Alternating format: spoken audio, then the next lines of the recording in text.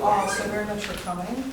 And I'd also really like to thank Hallwalls for hosting this, and especially Steve and Tammy and Ed for doing tech and all of the things that it takes to put on a program.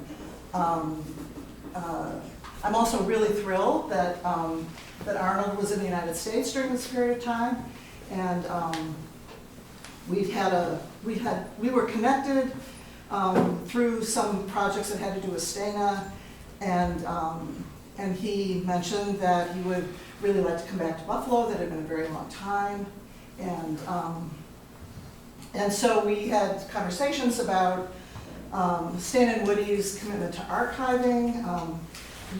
You'll learn a lot about Arnold's work tonight, and he's been very invested in issues that have to do with, I would say, performing archives, creating operas and other forms. He'll go into more detail, and also creating physical installations that have to do with memory. So anyways, we reconnected after quite a long time, and it's been an incredible pleasure to go over our kind of like mutual histories, like the points in our history where we connect, with some of which we didn't even realize. And I'm so glad to bring them back to Buffalo. Like I said before, I forget, please, this is a free event, but if any donations that you give will go to the music program here, so there's a jar out there, so thanks. Let me see what else I wanted to say.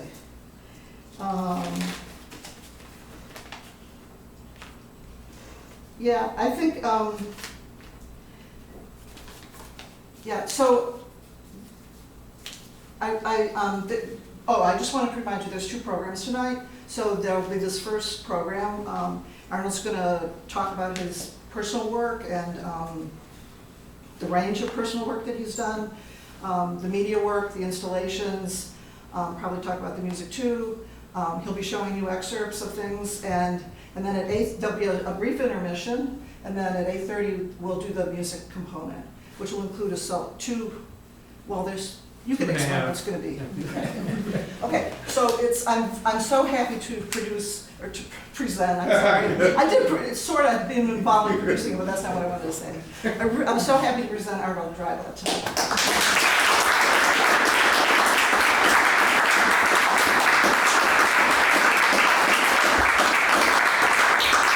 Yeah, so likewise, very glad to be here, and Chris really single-handedly made this possible, and then of course, second, from Hallwalls, it's very nice to be here. The Albright Knox also has supported this, the film festival, and that we can do this, actually the whole setting up the sound system and actually getting a lot of extra equipment. So I thank Steve, who worked very hard to make this possible. So that's, very happy. And we actually drove around yesterday and today trying, I feel like an archaeologist, partially trying to dig up in my mind what I can remember from being here. So I'm going to speak a little bit. The anchor to this is Buffalo. I'm going to start with Buffalo and try to trace how, various aspects of my different practices in the arts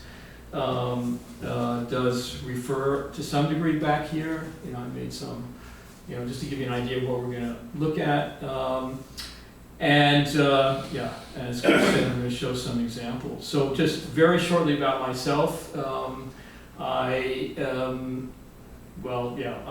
show you when I was here in Buffalo, but I basically left the States in the period of 83, 84. I'm from New York,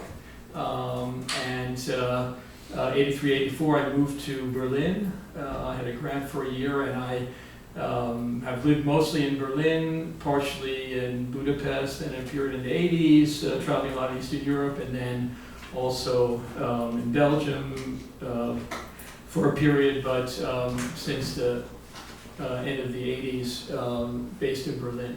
And I was teaching as the media arts department in a small, I'm trying to translate now from German, but it's an art school near Denmark in Germany for many years. I retired just recently.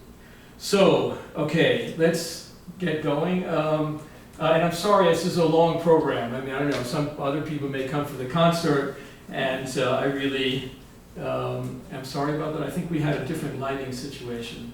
At the end, we had, this was the first lighting situation, and then we tried to, because I looked a little too Vincent Price-like. Can we try to get that back? Okay, I think that's the solution.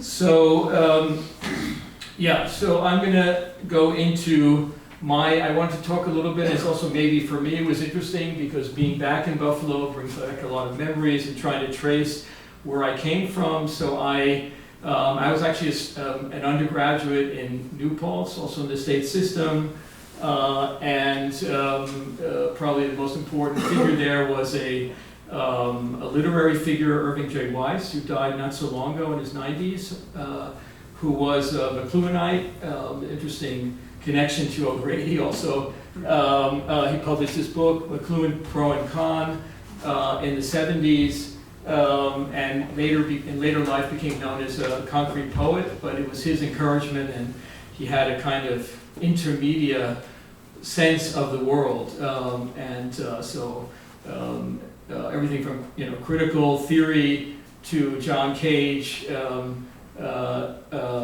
to translation, text translation. It was quite an interesting beginning, and then my first contact to video in the hills around New Paltz, Woodstock area. There were a number of interesting figures. This is Paul Ryan from Rain Dance, who lived in New Paltz at that time, and who I had contact to, and a circle of people around him. There were a few other early video artists, I think Steve Copan and a few others, and that was my introduction to Rain Dance, global TV, and that whole world. And okay, now we come to Buffalo. So I just found some pictures. It's partially so that I remember what I'm supposed to talk about. As far as I can remember, and I did have a talk to a video artist who's here tonight and drove all the way up here from the upstate New York area, Henry Linhart. We met here in media studies, so I'm happy that he came. And we go back to that period, but we're on the phone a while back, and I was trying to remember how this all started. And Steina reminded me in an interview, a published interview I did with her about 2 years ago, that they came to Budapest. They got a CAPS grant, which was at that time a individual grant from the New York State Council, and as part of that they had to do some public service, and they went around the state giving some presentations of their work, and they came to New Paltz, I believe, in '73 in the fall, and I was very, very interested. At the end, I kind of walked up to them and said, well, how can I sign up, or sign me up? And they told me that a new media center was being formed in Buffalo. So that's the first I heard of it, and they gave me Gerald O'Grady's I guess mailing address, or just said write to the English department here in Buffalo. Here's Jerry on the right, and I contacted Jerry, and he told me to come to a conference, a media study conference in Fredonia, at the State University in Fredonia, which was in May of '74, I believe. We're not sure exactly, but that sort of makes sense, and that's where I met Henry, so that long ago. And there, actually the Vasulkas weren't there, couldn't be there, but there was Hollis and Paul, James Blue, and Jerry, and I was a kid, I was 21 or something, and I went up to Jerry and I said, I had talked to him that I'd been to the show of the Vasulkas, and I said, I'd be really interested in coming, and he basically said, call my secretary, Margaret, I believe, and I'll see you in September. So it was that easy. I had to send some papers, but they were just forming, and so they were very anxious to have students. And she was Marguerite. Marguerite, yeah, that's better. Thank you very much. There's going to be a few moments where I need some help from the audience, actually audience participation. So And actually, does anybody remember the address here of the loft? Because I walked around the corner here and I found, I think it was 276 Franklin Street. Delaware? Franklin. Oh. I thought it was on Franklin Street. I think the building is still there, but I'm not sure. 341, wasn't it? What? 341? Okay, I don't know. No, that's with this. This is three. Ah, oops. Okay, in any case, I'll go further. Yeah, so there was, the last time I was in Buffalo was in 2009. I've only been back here twice. In 1981, I performed with my ensemble, the Orchestra of Excited Strings, in the Mars Hotel. Tony organized that, and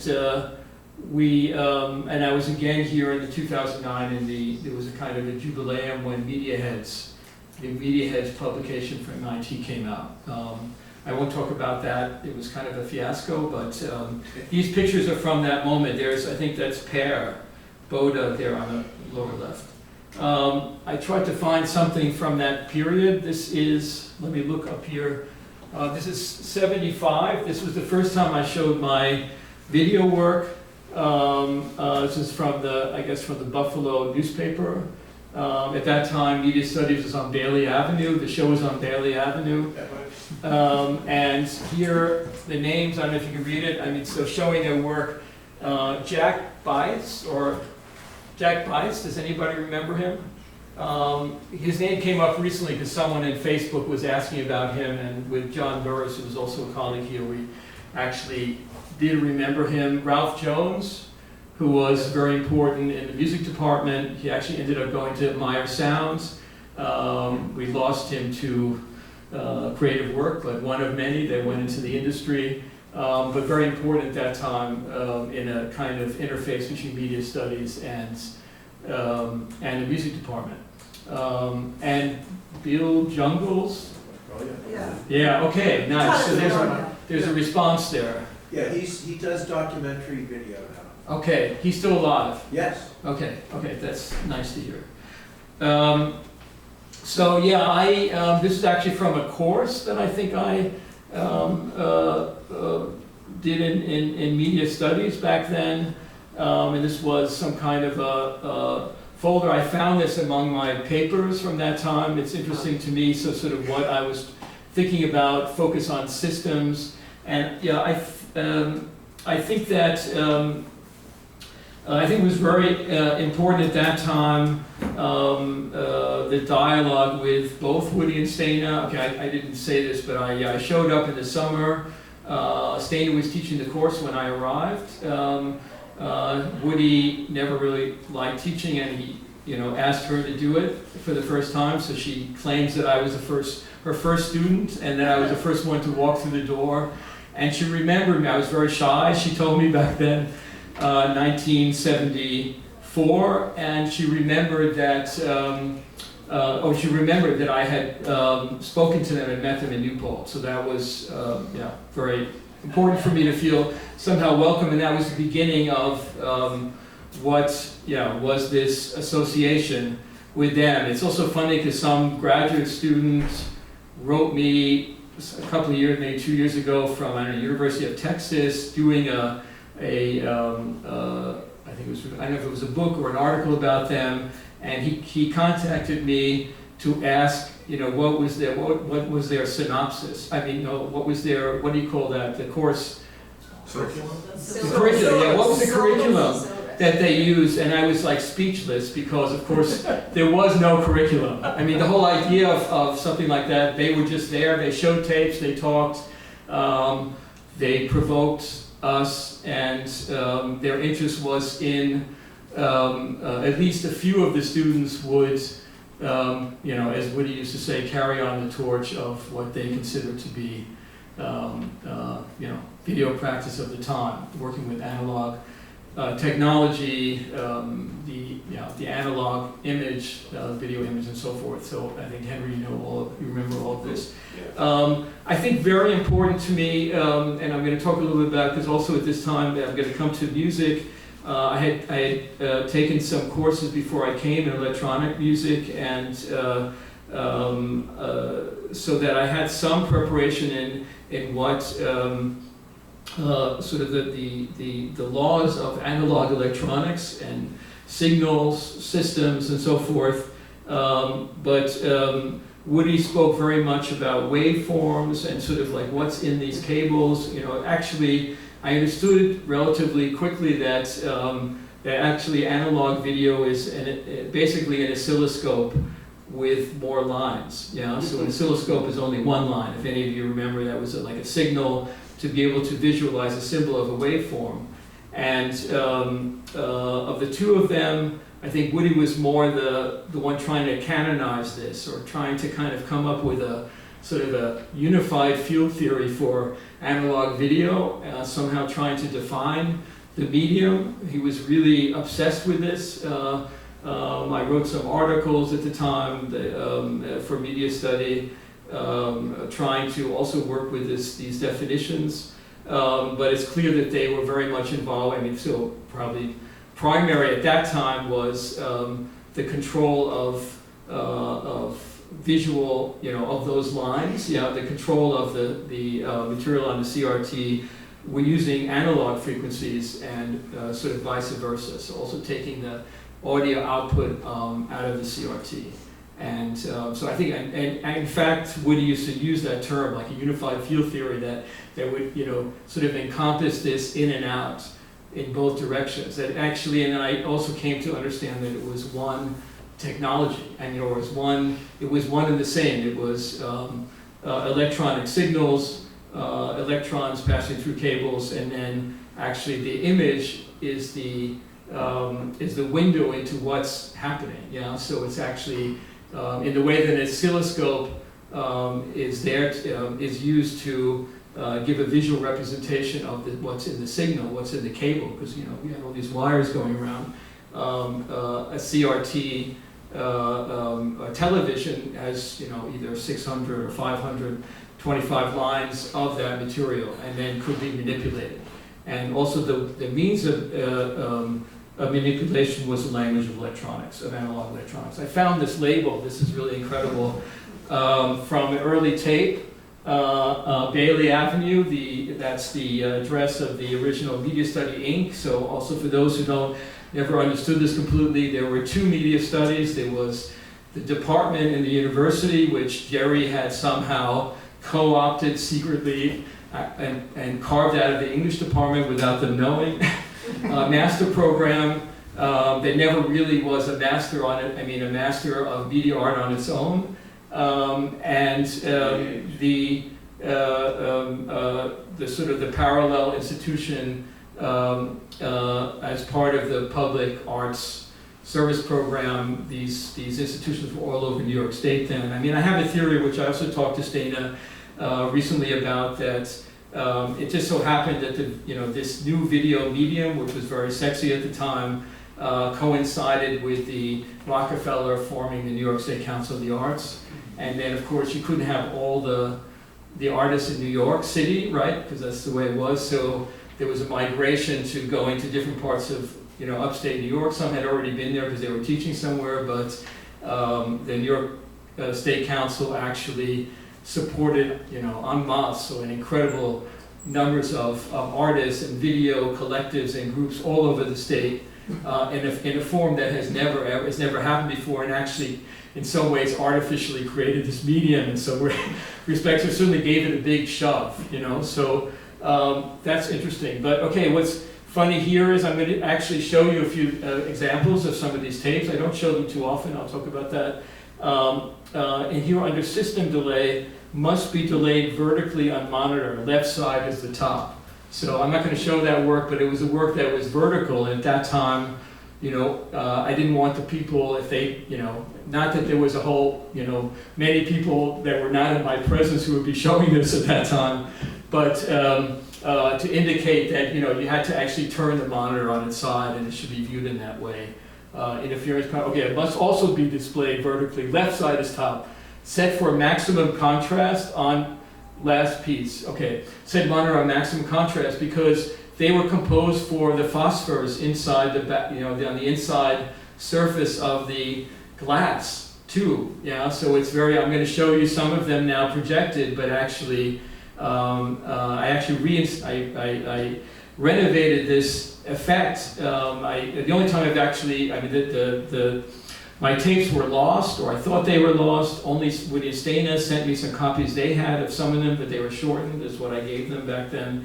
And then a whole box of original master tapes were found in a closet in New York about 10 years ago, and then gradually I got ZKM in Karlsruhe in Germany to digitize them. And I did do an exhibition in an audio and a video exhibition in Italy some years ago, where we did it all with CRTs, so and to reinstate that effect. Okay, where am I now? Okay, I'm going to continue until like the end of what happened then. So then I moved back to New York, and it's nice. I'm going to be jumping around chronologically, but this is now 76, 75, 70, end of 75, and I worked at Anthology Film Archives as the assistant in the video program. That was Sridhar Bapat, who had been doing that, and he had left, and I forget the other guy's name. So for a period of time, I was also involved with Monte Young then, but I'll talk about that when I go into sound. Interesting, I found the original, this was the program, and the original line there from Anthology Film Archives. There was a period of for those of you who didn't participate, of the war between video and film, experimental film, and and I remember Jonah saying to me that I think I must have, I was a kid, I was 23 or something, so I must have said something like, because I knew how orthodox he was, and I think he said to me, well, the only reason I allow video here is because it's Shigeko and there's the Fluxus connection because of Namjoon, yeah. So, and I worked for them also as an assistant. I also worked for Namjoon as an assistant back then. So there's some interesting names on that, but I think it takes too much time to go through it. So I'm going to show some short excerpts, and I think the last one I'm going to show through tapes. I'm not actually sure which one is the first one. Okay, yeah. Sorry. I think it's going to come up. Does it come up? No? That's stupid. It's supposed to. Okay, I guess I do have to click on it. Probably if I click on it then, okay. In any case. Oh, there you go.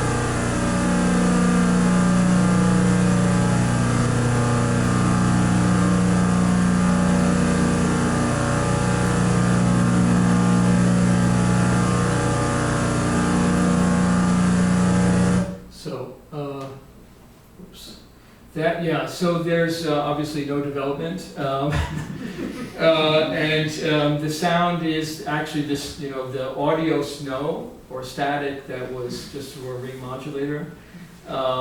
It's interesting because I was also speaking with Steina about editing then, and my impression was that most of the tapes made in this context. So in their sphere, and also my early work. At first, it was very hard to edit, because we still had, it was still only reel to reel.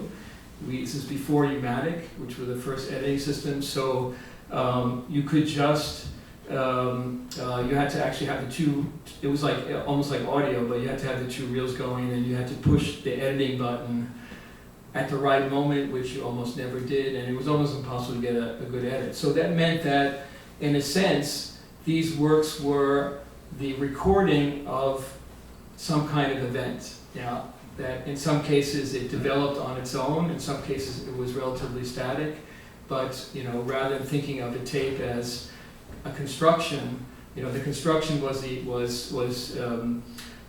taken care of in the before turning on the recording device or the tape. So it's a recording of an event in time which had been set up beforehand. Another one. I'm actually going to try to do this. No. Okay. Before I do this, is there anyone here who's epileptic? Good. I don't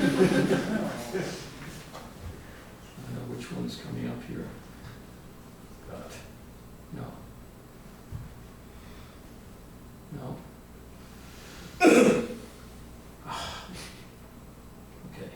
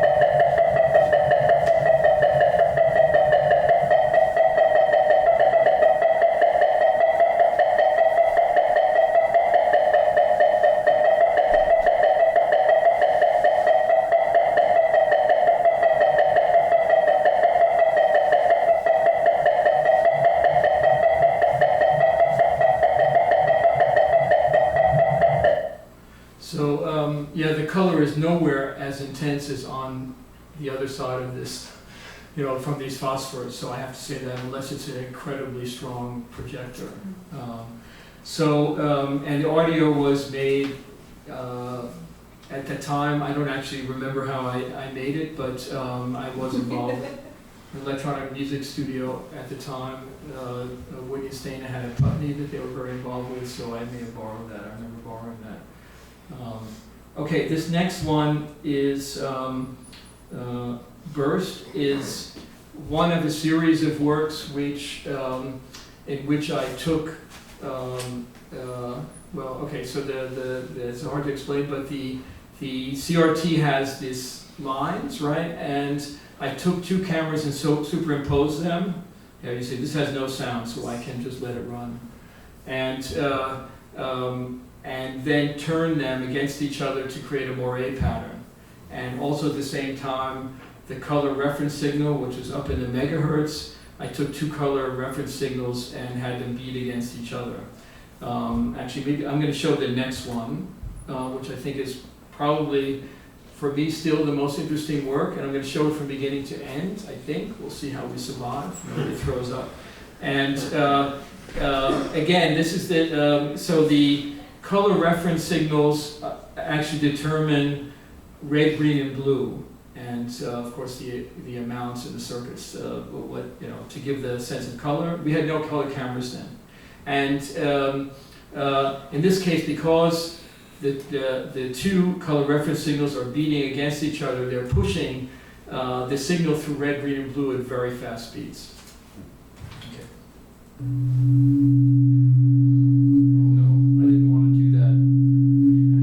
Problem, I can't get rid of this thing. Sorry. Maybe now. I'm going to go into it.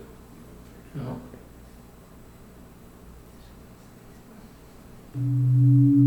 Shit.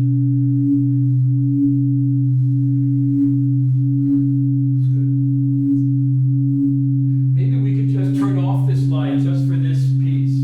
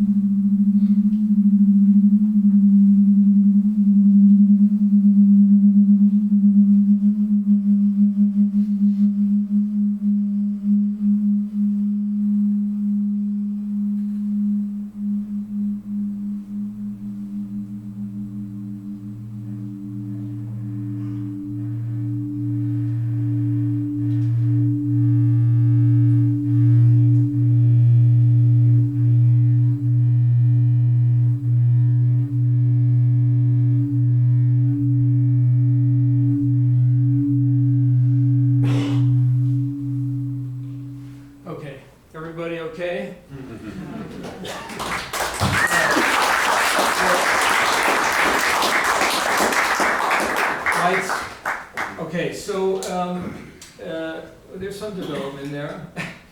You have to give Looney Tunes, yeah. So this was the further development of this. I should speak about performance I did at the very end in Buffalo. I mean, I did show these in New York at that show, but the first video projectors, consumer video projectors, came out. So around this time, 75. And the one, I mean, what I remember is called the Advent projector, which had 3 guns for red, green, and blue. And when I showed this on that projector, I turned it into the audience, facing into the audience. And you really saw the red, green, and blue guns just twirling, because that's actually what's happening in it, that the color is, at some point it's almost a kind of a sense of color, but you can't really define which color, you know, which one of them it is at any given moment. So at that point I thought, well, because people were kind of falling out of their chairs, that you know, maybe this is going a little too far. So I'm going back in time again, just to give sort of the other strand of my work, which also began in Buffalo. Is obviously now the music department. So when I came to Buffalo, you know, I came in, I think in late May. We were trying to figure that out. And many of you have heard of the legendary June in Buffalo from the music department and Creative Associates. And when I heard about it, or saw, I don't know how I heard about it, or saw a poster or whatever, and I went to the office of Morton Feldman, who was then the head of the music department. And it turned out, as we started talking, that our families knew each other. Because I was really nervous, you know, I'm not a music student, this is for composition students. But yeah, it's complicated. You know, he till he got his first Guggenheim, he worked in his family's factory or shop in the garment district, and there was a Hollywood film made in my family's shop on the same street with Kim Novak and I forget who else was starring in it, and he remembered that. It was a big thing on the street, and we started talking about it, and then he remembered my uncle, Sam, and so he said, okay, yeah, of course you should come. And then he said, but because also he had invited Pauline Oliveros, and of course he knew there was something special about Morton. You know, he was really classically trained and very precise in notation. He even started with graphic notation in most of the later years of his life. He really notated everything perfectly, and I couldn't read music. I had told him that I had taken a few workshops before in electronic music when I was still in New Paltz, but he understood that. He said Pauline will be good for you, because he knew that Pauline is very open. And then also the second, so it was basically, yeah, it was Pauline. Joel Chatterby was an early electronic music composer. He died recently. He was a professor at Albany. And also the seminars with Morty. And first of all, I want to talk about Chatterby, because not so well known, but he was really an excellent teacher in explaining, and you have to imagine I'm coming fresh, you know, still trying to understand what is this all, and he was very good at explaining the basic laws of analog electronics and of sound, you know, so frequency, amplitude, demonstrating each of these principles, basic signal direction and systems, you know, cables going in and out and all these things, so that I had a very clear background for moving forward. And I think it's very important, because actually the language of analog electronics or of the physics of sound is actually at the core of my music. So actually that's the language that I mainly use. You know, of course I understand that there are some cultural languages also. So, on the lower right, Creative Associates, Julius Eastman. This is around the time I was there, so there's, I was speaking just before we started. On the middle, Eberhard Blum, who was here at that time, is a German flutist who worked with Feldman and Cage. Ralph Jones, who I mentioned before, on the right, far right. Okay, we can go on with that. Of course, so that was the first June, and the second June, you know, a year later was Cage. So it was a really intensive introduction. I think Jan Williams is there too. Jan Williams, yes, also. I can't really see very well from here, but okay. Then I found this, so I took the course, and the The way I always say that Pauline was my first music teacher. You know, we kept in touch later, and something I want to tell that something I've never experienced with anyone else as a pedagogical practice in teaching.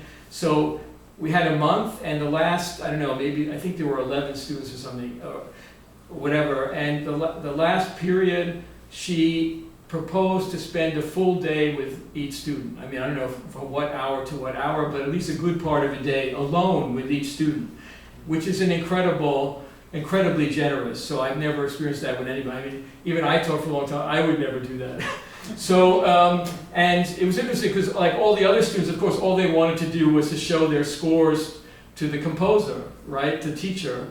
But, of course, this was meaningless to me, so I drove, I said, let's just go for a drive in my car, which I bought from one of the film students. I remember he was a star film student, I think, of Hallwalls, Osborne, Steve Osborne. Anybody remember the name? Anyway, he disappeared. Like, of course, the star student of the entire media study at that time, the one who was considered the most gifted, disappeared. But anyway, I bought his car, which was evidently a total wreck. And as we drove out to, I think, towards East Aurora, does that make sense? In the summer, the car gradually disintegrated. Like parts fell off. It had holes in the floor. It rained, water came up over us, and then gradually the what do you call it? The radiator overheated. I had to stop her. Anyway, till she died, she always said, "I'll never forget that drive with you." But it was very close. It was just being together. So of course things came up, questions about things, but it was in the course of just being together. Okay, on the right here is I don't know if you could. Can you read that a little bit? This is I can't read it, but I'll walk over here so it's a bit easier for me. And it's Evening of Sonic Meditations. This is the end. There was a number of pieces that were done at the end of the first June in Buffalo Evening of Sonic Meditations with Pauline Oliveros. It's June 20th, 74. On the right are the members of the composition seminar, Arnold Dreyblatt. I mean, I remember these names, but I never heard of any of them after. And on the left is the creative associates, and there's Julius Eastman, David Gibson, who was there then, Ralph Jones, Peter Kotik, also who's still very active, and Jan Williams. Julius Eastman was, well, we'll come back to him in a while. So, very interesting and very intensive experience for me in that age. And on the left side is actually after I left Buffalo, and I think she was already I was in New York already, maybe a year later, and she was teaching in York University then after Buffalo. I asked her something, well, what should I know? I want to do music now. And she sent me this postcard that says, give yourself a chromatic pitch pipe. Identify every tone you hear until you don't need the pitch pipe. Give yourself a metronome and identify every tempo until you don't need the metronome or stopwatch. Practice tuning, vocally, practice tempo, clapping, that's the basics. Love POs. So it's very nice. Of course, I never did any of those things, so but I survived. Okay, so then again, Buffalo. So at the end of my time in Buffalo, I was at some drunken party. I didn't actually talk about Cage. Yeah, before, let's go back one. Nope. Oh no, I'm going the wrong direction.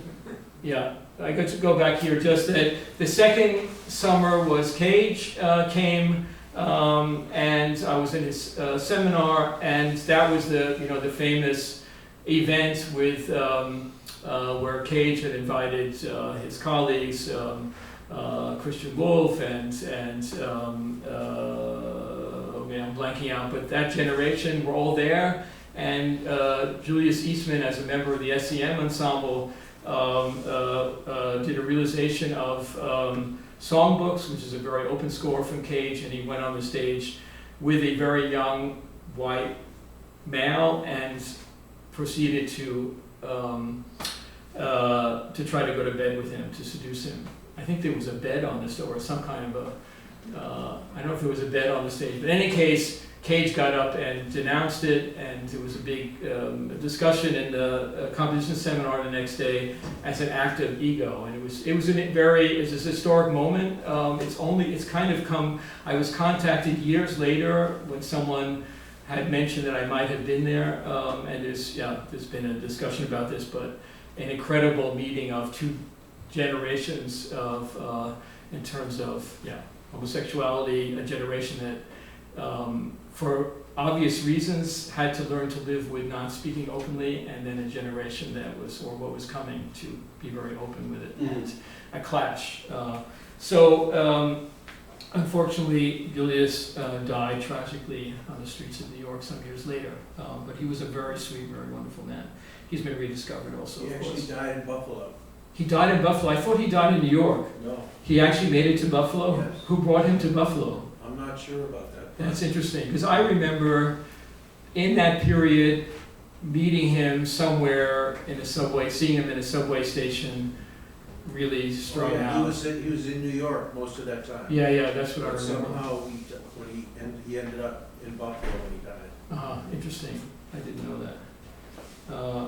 Okay, Monte Young. So in a party at Hollis Frampton's house, one of those drunken media study parties, I was sitting on a chair, either because I was bored or I couldn't stand up, and as one does sometimes in an interesting person's home, there was a bookcase next to me, and I started looking through the books, and I found this book on the right, Selected Writings from Monte Young. It's a very rare edition published in Germany in 1967 with a very interesting interview, a republished interview with Richard Kostelanetz. I had at that time, I began doing some experiments with sine waves. Sine waves, for those who don't know, is electronically generated sound without any harmonic content. So kind of the very, a building block of sound stripped down. And I opened this book and I started to read about his experiments with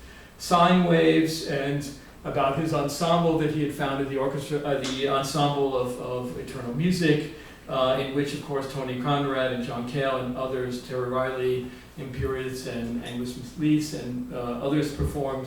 As I started to read this book, I started to understand that actually he was working with frequency and amplitude and this aspect of tuning. So I was just reading this interview and I understood, and it's something that was a very important discovery, that actually what musicians are doing when they're tuning, they're actually comparing frequencies in their head. I mean, they don't think about it that way, but they're doing it empirically, which is, so thinking of an oscilloscope. So, and I was really fascinated with it, and it's incredible, but he actually saw me reading this, and he said, probably sitting there for a long time, and he said, you can have it. So I took it home, and I studied it, and then soon after I was back in New York. I had grown up in New York City, and there was a performance of, it was a festival at the Kitchen from Monte Young, and Marion and the ensemble. Okay, it's not this period, this is a much older period. And I went to it. And so then I walked up to him. I mean, I was like that when I was a kid, so I just walked up to him and I said, I had been in Buffalo, blah, blah, and I was interested in tuning now. I'd work with oscillators and blah, blah, blah, and he shook his head, and I didn't know that he was on the lookout for young slaves, so, and that I was just another one, I had replaced Reese Chatham, actually, he was the last one. And so he, I said I'd like to study with him. So he said, okay. So, and he put me to work. This is a very complex item here. I'll speak about it a little bit, also in relation to Tony, because I'm in Buffalo, but I also always bring it up. But I did I had actually lessons with him. I won't go into too much detail, there's a lot of stuff to cover, but this is composition 1960. This is a Fluxus composition published in an anthology, which was edited by Lamont and Jackson McLough. The original issue was the early, I think, 62, and then it was reissued. It's basically a B flat chord. I mean, I know that because that's what they say. And to be held for a long time. I actually did try to realize this with a classical music ensemble. They thought I was crazy until I told them they couldn't let, the tones had to be exactly stable and couldn't beat, and then they had to really work at it. But okay, this is a conceptual work, but and as I'll speak of soon, the different components of what Tony contributed and what he contributed, but Lamont was involved in tuning already, or involved in stasis and sustained pitches together already in the 50s, like long before that period with the Theater of Eternal Music. And there's a quote that I like I find still very strong from him, that tuning is a function of time. So that it's a perceptual experience, and the longer you try to tune, which again means comparing these frequencies, I mean, there are circuits that can compare frequencies, but our circuits are, they're not discrete. I mean, we need to work at it, and the longer that you compare those frequencies or those tones, the more in tune you can get them, or it's a process of always trying to be in tune and then losing it and coming back in, which is my experience. So gradually, as you hear this, so for me it was a transition from working with electronics and cables to then into music performance, and of course with someone who was working with stasis, and also working on the relationship between pitches, and of course as I started to go further into it, the harmonic series and so forth, all the mathematics of it. Of course with Tony, I won't go into it too much, so I was Lamont's tape archivist. I actually stopped studying with him because he was making me crazy, but that's a whole lecture after he's gone, only after he's gone, if I'm still around. But Tony, Tony was teaching in Antioch when I was here. He was not yet here. And he came a number of times while I was here, and one of those times he gave a lecture or a talk at the Vasulka's loft on tuning, which I recorded. I still have that recording. And it was very, very interesting to me. So that also fed into, I don't know that I really understood, and I saw Tony's name in the publication, Lamont's publication, but I wasn't thinking historically then.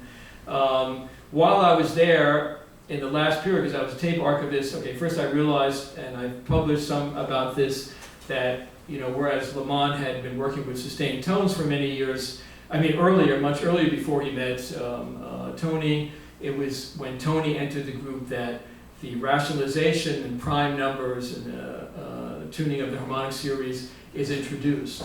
So I saw that, there's all kinds of questions about whose group was it, and who takes credit and authorship and all of that. I'm not going to get into that now, but it's an interesting aspect. But this John Cale up there, Day of Niagara, while I was still there, one of the last things I did was, because I knew nobody was ever going to hear this music. At that time it was completely closed, he didn't want anybody to hear it. He was prefacing his later work, which I found much less interesting. When he started studying Indian music and he started imitating the Indian, melismatic singing, it went completely against his original concept, which was purely vertical and horizontal music, depending on how you looked at it. So, and then I made I copied quickly, and hoping the spirits in the room wouldn't see it. I made 2 copies of 2 tapes. I took a tape out of the archives in '65, which is, I think, the most interesting period, and I copied it, and I also copied Tony and Lamont singing a cowboy song, which has still not been released. But and later, when the younger generation, connected to Tony, started to meet me, and I was out in Chicago, and I met Jim O'Rourke. This is in the mid-'90s. We also performed all together. A recording came out of that. I gave Jim and his friends a copy because they had never heard this, and they had no real information about it. And then it appeared as a CD on Table of the Elements. So And then I sort of came out and wrote some articles that it's me, and tried to use that as a way to talk about it. So, yeah, these are notebooks from Lamont. I'm not sure why this is here. It's not maybe so interesting. There's Lamont Young, Post Office Box 190, Canal Street Station. I learned a lot from him. Okay, and then another figure in my musical education, Alvin Lucier, here we are not so long ago, just before he died. When I was at Buffalo, it goes back to Buffalo, of course everything is Buffalo. When I was in Buffalo still, I used to go to the concerts in the original Baird Hall in the UB campus, or it was called then SUNY Buffalo actually, and which was an enormous concert hall where you could fit a small orchestra on the stage. It had an orchestra pit and all this stuff. And Alvin Lucier came. I didn't know much about his music, just his name, and he did a piece which is called Music for Snare Drum, Pure Wave Oscillator, and One or More Reflective Surfaces. And he's on one side of this enormous empty stage at a table with an old analog oscillator, which had these huge dials and things. And above him was a loudspeaker that was perpendicularly from the ceiling facing down to a snare drum that was in the middle of this enormous stage. You couldn't really imagine what was going to happen. And with the oscillator, he was sweeping up from a low frequency going up. It's called a sweep generator, sine wave. And as it started to go up, it was quite loud because it was reverberating down the stage and everything. The snare was released, and suddenly the snare started beating, and there was nobody there. So and then analog oscillators were not very accurate. That's one of the principles of the old electrons. You get it once and never get it again. So he had to move the dial back and forth, and that was kind of the drama of it. You saw him fighting to keep this place that would keep the drum sounding, and then he would go a little bit higher to find another resonant frequency of the room. You felt this like standing waves going through your stomach across the stage. It was incredibly dramatic.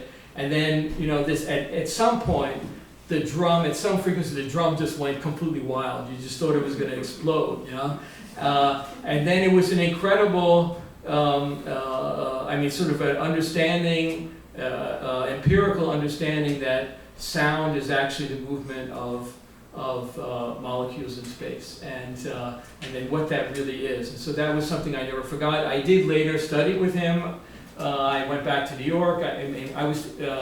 And then what I just told you, I started studying with Lamont. I started my music, and then in 1980, I did 2 years, partially because I was also broke, but I got some money to do it. I went to Wesleyan and for 2 years with Alvin and studying some other non-Western music. So I want to mention that. Okay, at some point, I've already talked much too long. I didn't even get to my visual work. What am I going to do? I don't know. It's really. It's important stuff. Huh? No, do what you have to do. Okay, so we'll do a vote soon. And so I just go through this quickly. My first ensemble, the Orchestra of Excited Strings, is 1980 at Phil Niblock's loft. He was also a very close friend of mine, also because we kind of bonded because we both didn't come from music and were coming in from the outside. Very important in music, and started to develop my own music based on overtone series. So I didn't have any, I only had this, I didn't have any music background. So as I said, again, my approach was to really dig into the acoustics of sound. I read a lot of acoustics books and the discovery, but I still couldn't do anything. And until I started reading and experiencing and experimenting with vibrating strings, because with strings, you can actually, it's a physical, almost like a one-dimensional object, and when it vibrates, you can actually see it. You can put your eyes really close to it and see the waves, and you can touch it in the divisions, a third, a fourth, a fifth, a sixth, and get those other tones, which, you can read about it, but you can hear it. So I always said that I'm going to go further. I started to do these drawings about it. I did a lot of research. And here, this is actually a drawing from the Middle Ages. Like I used to say that it's a geometry that you can hear and you can feel, because it's a pure geometry. So actually the top here, where it's only divided into two parts, is an octave. So, and then, okay, you can represent it in Western music and so forth. These are what my early scores look like. Notated in numbers. It was pretty funky. This I used to, when I would give a talk about music, I would actually start from an acoustic book. What is the acoustic situation? How does it develop in a space? And I developed this whole system. So I use this tuning system to this time for any of you that work in music, because now, at that time, nobody in the music scene was interested in other tunings. You know, there was like Lamont and Tony, and then there were some, you know, kind of new age people. There was a tradition in California, but they made a very different kind of music. But around me, there was really nobody. It was like only some cranks. So, I did some looking at vibration to understand different instruments, how the waves are formed, and so forth. Okay, this is too much, I won't go into that. Yeah, I also did a research into one-string instruments in classical, like court musics, and in folk musics. This one on the left is the sounding resonator is under the earth. There's a pit in the earth. These are different instruments.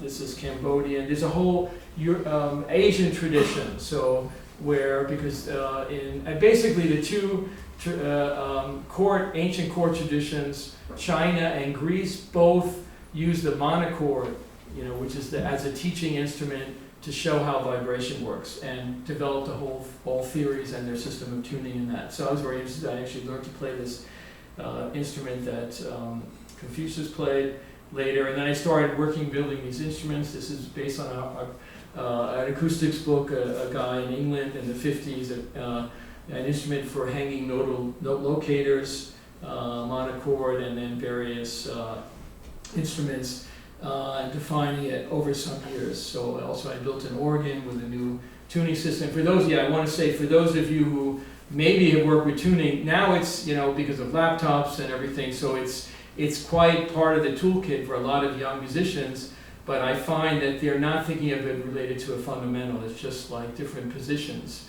in kind of a scale space. But that still comes from Lamont, and also in all Asian musics, there's always a drone. There's always a reference to the tuning.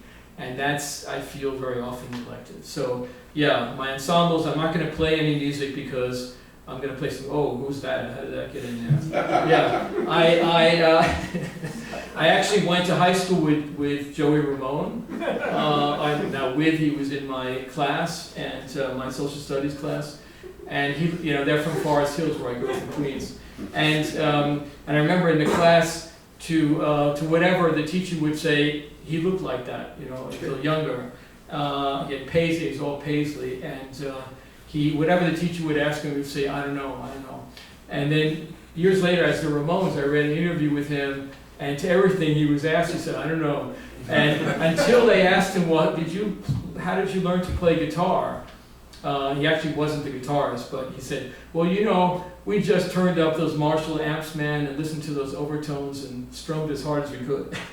So I thought, okay. So eventually I started coming out with records, and there's like different recordings of different, this is the most recent one that just came out. We have some records here, a few, not many, that we brought. And okay, so now is the big question. We have to take a vote. So I actually prepared something about my visual work, but it would be very long. And it's now, what do you think?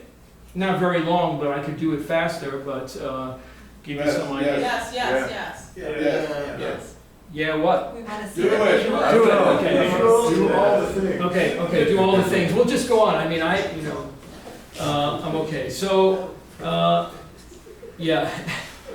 So I have to remember what I was going to say here to this picture. I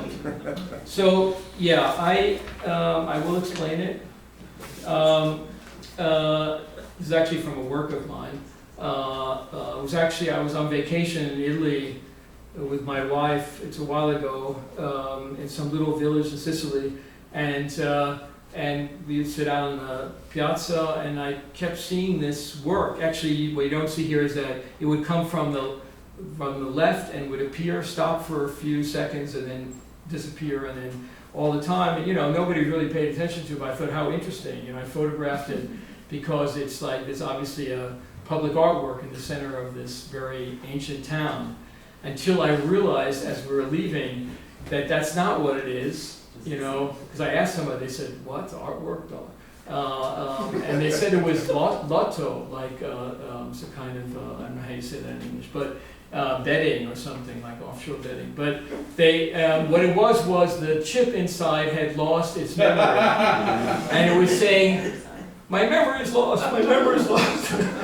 So it seemed like a good, motto for starting my lecture. So I basically, I began an artistic project already now, maybe about 30, 35 years ago. Since being in Europe, I mean, of course, I had this background here, but which is mostly text-based, and has been, very much based on found historical materials, biographical materials, and often original archive documents, which gradually grew. I mean, during a long process of deconstructing and reconstructing these texts, the focus of the work gradually broadened to a larger interest in themes of archiving and memory and storage, how we write and store our histories and so forth. And of course, I was in Europe, where there's some particular obsessions, different obsessions with history than here. Certainly they have a little bit longer history, but okay, also very contested, very much contested. So, but I was trying to somehow pose questions also about institutions. I was very interested in how different institutions and different methodologies are somehow cultivate the past and create these storage systems. And also, I sense in a while there's kind of like this war against forgetting. If you ever talk to an archivist, so that because the forgetting, the loss is constantly happening. We have a different kind of loss now because, of course, digital disappears. But sort of a fight, a struggle against losing everything if one considers it important to save. So, and there's certain visual metaphors that appear often. I'm trying to think about this. Looking at it, certain themes, visual themes. So kind of from the very beginning, an endless text, so where you can't really perceive the boundaries where it begins and ends, or at least for a viewer. I was often using in the beginning circular text or landscapes of text. You would look into the horizon and forms of transparency, so overlaying of text as a kind of metaphor for data selection. So I was very interested in the beginning of this project in looking at or thinking about it as kind of the layers of or separation of foreground to background. So where that kind of flips back and forth. Perceptually, you pick up a little grain of sand and then its relation to the whole beach or something.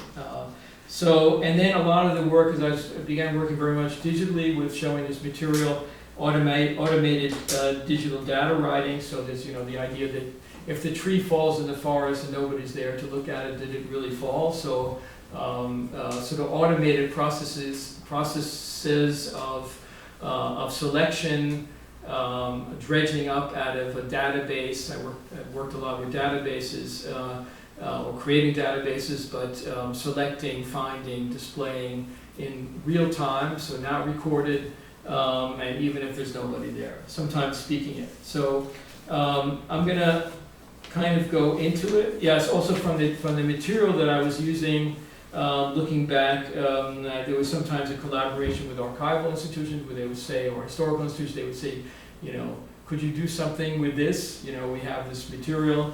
Sometimes it was commissioned, sometimes it was my own obsessions, and at times later I began to work with scientific and literary text dealing with this issue. But the project began, I'm going to go to the beginning, it began with the finding of a biographical lexicon in the mid-'80s who's who in Central and East Europe. You have to also imagine this is during the Cold War. I was very active in the 80s, traveling around Eastern Europe, and I was living in Central Europe and wondering about all that history and looking for traces of it. And I found this book in Istanbul in a used bookstore. The used bookstore is still there. They have a website now. And it was very expensive for me at the time to buy it in Turkish lira, but it has 10,000 biographies. I didn't say that, so I'll talk about what it is.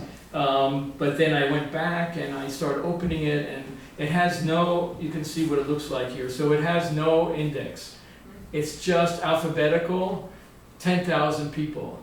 And you could tell if you start reading it, it's the people wrote it themselves, but in the third person. And it was part of a guide for people going to Eastern Europe who was important. But of course, it was interesting to me right away that most of the people were totally forgotten. I mean, there are a few famous people in it, or some people known in some East European countries, but generally forgotten. And then I started turning pages. I started to wonder, well, you see like two people, they both studied in Albania, and then they went to Istanbul to study because there were these different spheres, and then maybe they could have met each other. Like trying to imagine this flat text in 3 dimensions, which was basically, and actually when I thought of this problem, or just imagine in 3 dimensions, that was kind of the beginning of the project. This poster is from a performance, I'll explain that. The first project was a commission in Berlin from the DAD program, to do a project. I mean, I proposed it first, and they commissioned me to do it. It came in for a festival in 1991. I worked on it for 2 years. I made a selection of 773 persons out of this book according to certain criteria, put them in a database. This is the very beginning of the idea of hypertext, so nonlinear navigating through text. We didn't have it, there was no World Wide Web then. It was not in the general, it was actually a literary discussion. And the first project was a kind of I called it a hypertext opera with a kind of a possible navigation through this book, which was a libretto, and it was spoken by by 3 speakers. There were projected images, found images from some different archives, mostly in Budapest, from 2 artists, Peter Forgash and Carlos Sandor, and also music that I had composed from my ensemble, etc., etc. So there's an interesting video, which I have never shown publicly, which was made by French television, an opera program, and this is 1990, I think, 1990 or 1991. I had just moved to East Berlin. The wall had just come down, and it's maybe kind of funny to see. So, does it start? Again, this.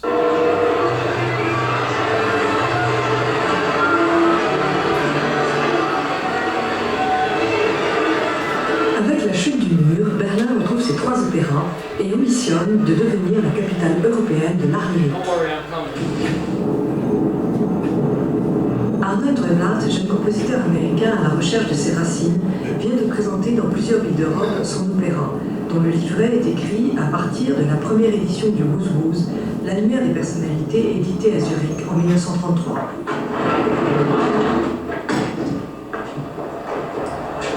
So I moved to East Berlin over a year ago.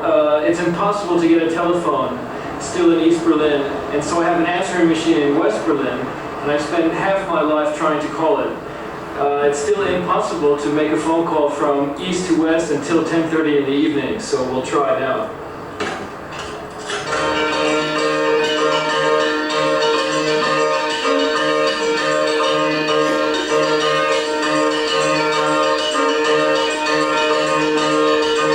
I'm Arnold Dreyblatt, and coming from Brooklyn, New York. I began the project Who's Who in Central and East Europe 1933 in Istanbul, actually 1985.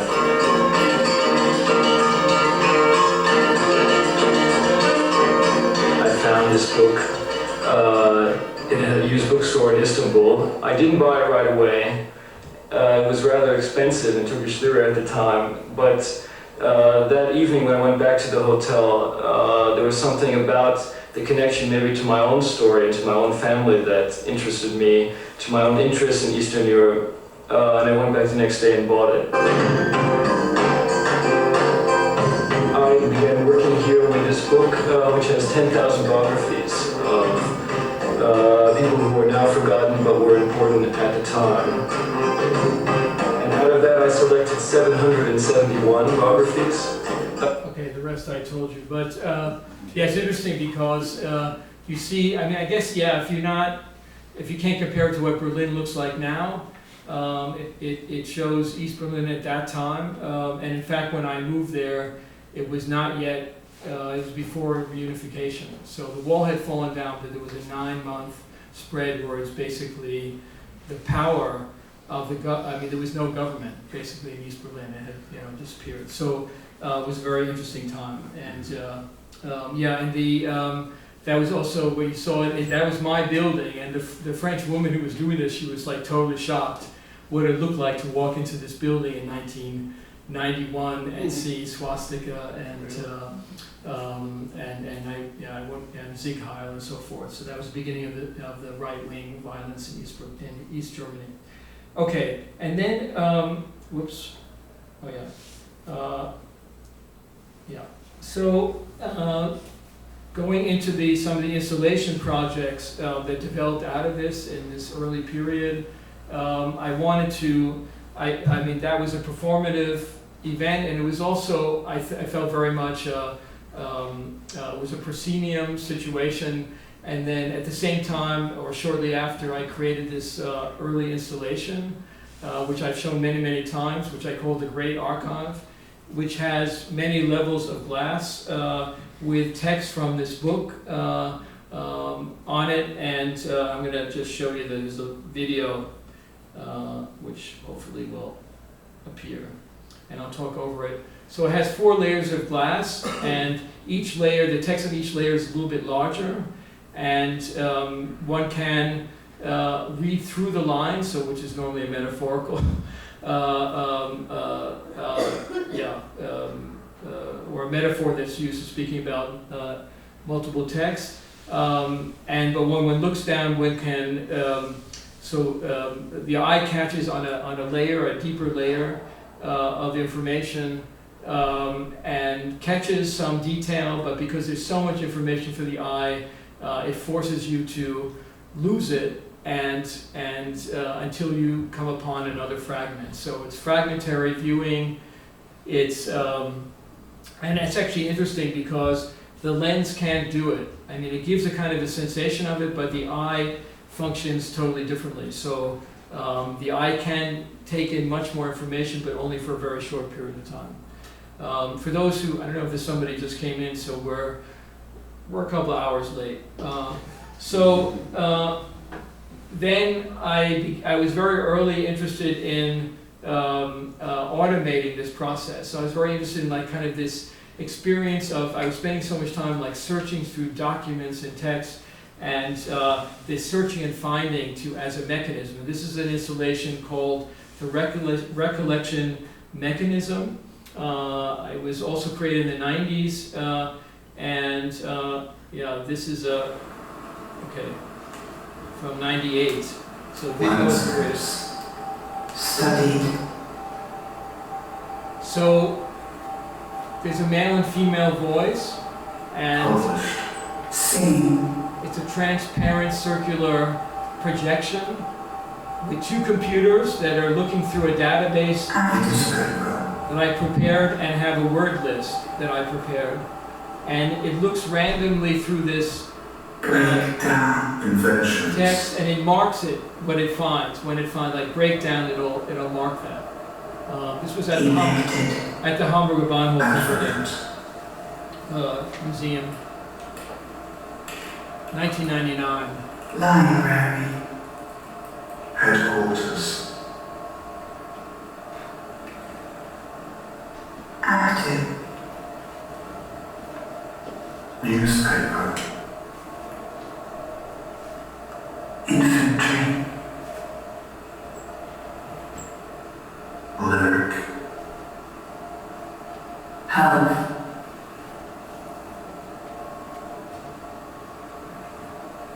Nobility.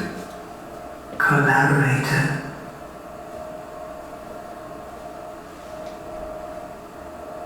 Performed. Battle.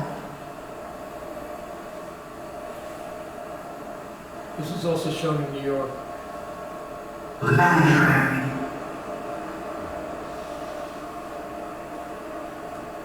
Refugees. It's also something like whenever I've shown it, people, there were usually seats on the side or benches. People would just stay in for hours. Delegation. Mesmerized by this, yeah. Governor. Democracy. Industrialist.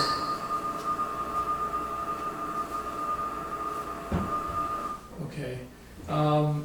Then this projection on within a space. This is another project, Turntable History. I can start it.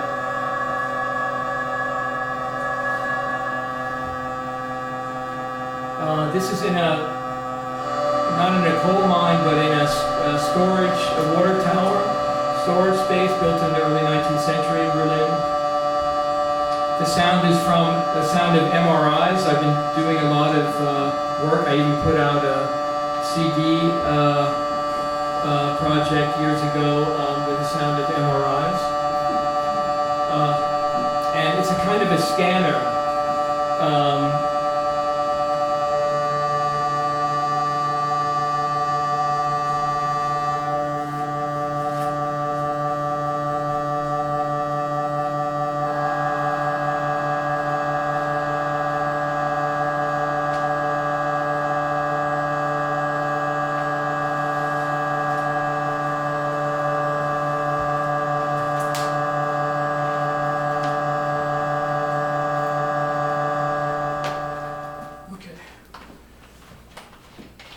Keep going here.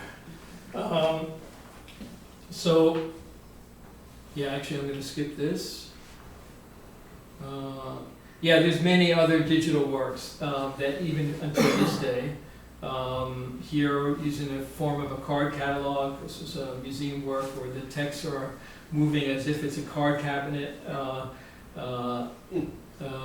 This was actually with historical material from the Institute for Sexual Research. Magnus Hirschfeld was the first destroyed institution when the Nazis took power. Another version of it. And now, maybe talk about the document, because we speak about archives, the sort of the unitary, original form of storage is certainly with text material is the document and the document file.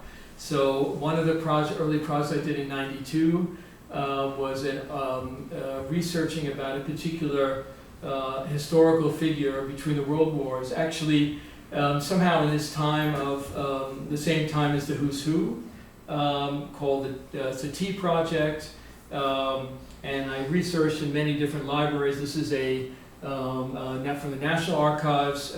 So I read something about this particular historical figure, and I understood that actually he was followed for most of his life by many different intelligence agencies. He had written 2 books himself. He had many different professions. And I started collecting material. And what's interesting is that you start writing and you get these lists of documents in different archives. Most of it is a lot of it is in Great Britain, in London. He was followed extensively by the British intelligence services, but also Americans in the National Archives. And then, you get a biography that looks like this. So this is it's an interesting, also in light of where we are now in the United States, to think of what are these records. We're also in a digital age where we're talking a lot about storage of records. I'll come back to that. But I'm showing this, as if a person gets reduced to some different archival documents. And then, I won't go spend too much time on it, but the first exhibition, I took the greatest hits from this entire collection. This guy was, he had I think it's 27 identifiable professions. He was a owner of remaining oil wells. He was a spy for the British, the Austrian, the American, and the German intelligence services. He died as a Buddhist monk, and he was the main translator of Buddhist sutras in German, that were used until recently. He was a Christian missionary in Montreal. He was a rabbi. He was a member of Parliament, the British Parliament. This is real. This is real. And the crazy thing is, I took these greatest hits. This year, there's a letter to Hitler. There's stuff in Chinese because he died in Shanghai as the Japanese came in. He was Hungarian. I didn't say that. And Hungarian speaking. But he spoke many languages. And I found in that time, because the East Germany was disappearing, I found a collection of East German, actually, documents from astronomy. And I printed these documents on the backside with diluted ink so that they looked old. And literally, so I had all this old paper, and I had an exhibition of 99 of the greatest hits, so then there was the opening, and there happened to be an archivist who was married to an artist, who kind of came to this opening. So, and then she got very upset, and she came up to me, and she said, how could you do this? You stole these original documents, and you can't do that. And then she started to read them, and they were so improbable, so she thought I faked the documents. But it's actually the opposite. I faked the printing of the documents, but the material was real. So it's actually interesting. So, then there's also a digital version of that. Whoops, why is this not working? Okay, but maybe it does. Here it does. Yeah, then I translated the documents into Morse code, and that's what you're hearing in the tones of my music. And it scans different documents, comes up, and it just goes automatically searching and finding. This was also first shown at the Hamburger Bahnhof in Berlin. I just wait for this moment now.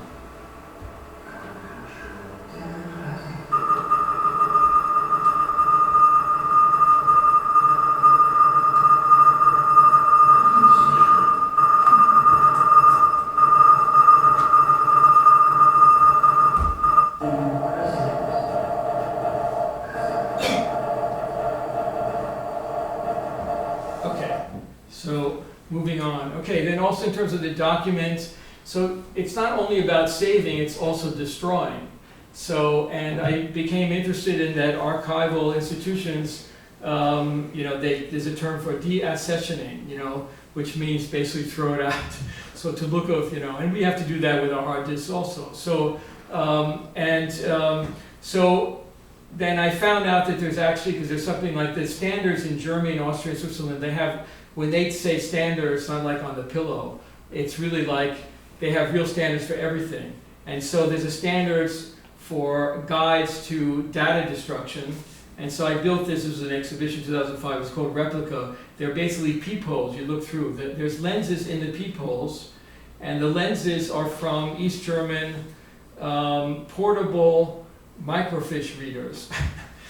So like if you happen to be in a field outside and you need to suddenly read a microfiche, you just hold one of these up to the light. So I took those lenses and had a collection of them, and I put them in these frames, and you look in and you get this information. This is an example. So there's different data destruction levels that get stronger and stronger. Like the first one has to do whether they're reproducible. So like, the first level is maybe, it's been cut and partially an attempt to destroy it, but it can be reconstructed by, normal means. Level 5 is quantum destruction level, at which information carriers are destroyed in such a way that it is impossible to reproduce information reproduced on them according to the state of the art. It's like this beautiful language, so this whole thing. Then a number of perceptual works also related to this theme. This is a series of works that is connected to this is called God, my brain now. What's the name of this? Recovery. system or something like that, and it's based on the psychological theory of flashbulb memory, which is that the theory is that when something very important happens in the collective, like for many of us, depending on your age, it's 9/11, or for my generation, it's the assassination of Kennedy, etc., that you remember exactly where you were at that moment, and that the brain says, now print, like now remember your environment. It's very interesting. And so I did a number of works, and this work is actually not really, you can't document it really. It has a text from this, it's a disc, which is about a meter in diameter and a meter high, and which has this text printed on it. On the outside is some layers of plexiglass, but it's only shown in a dark black room, and it has inside or something like, I think it's 275 flash bulbs in all directions. So it's turning gradually, and then it flashes. If you saw it in a room, it looks like this if it's not on. So it flashes, and then you read the text in the after image. So if you know this effect, being blinded, but the text then stays until you're like looking around, and then you see a fragment of this text, and of course the next time, because it's turning, you get another part of it. So somehow simulating this thing.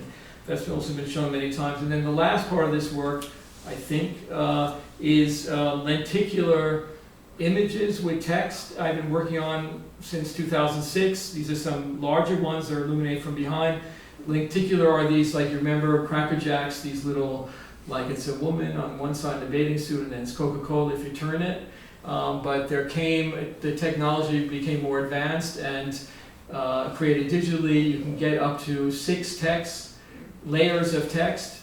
And basically on the panels where I can show you this one, I think this is a video.